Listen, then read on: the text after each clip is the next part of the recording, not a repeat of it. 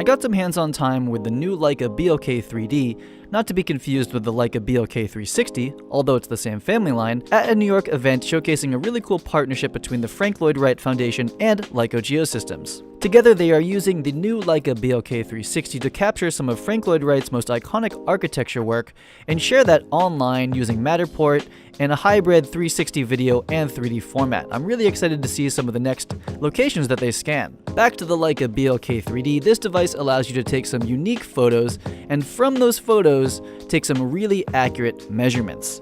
You'll see that in this demo, the software has a pretty smart edge detection and corner detection function that allows you to accurately choose what you want to measure. On the back of the Leica BLK3D are two cameras that are presumably used to calculate the parallax and depth needed to make the measurements. I'm excited to try this out more in the future. Included is also a traditional Leica disto or rangefinder, and it also has a new video optical sight to help you figure out where you're actually measuring to. I also got to try the new Oculus Go for the first time. This is an affordable, lightweight, and really decent quality HMD, and it gives me hope that the future of VR is going to be wireless and not tethered to a computer.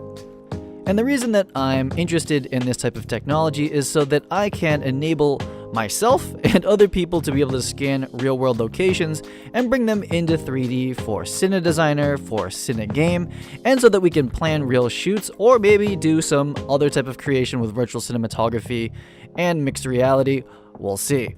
I'd like to thank Kevin and Kathy from the Leica team for inviting me to this event, and to the CTO, Burkhard, for creating such a really cool line of products that are going to allow me to do what it is I like to do. Thanks so much for watching this video. I'll see you guys on the next one.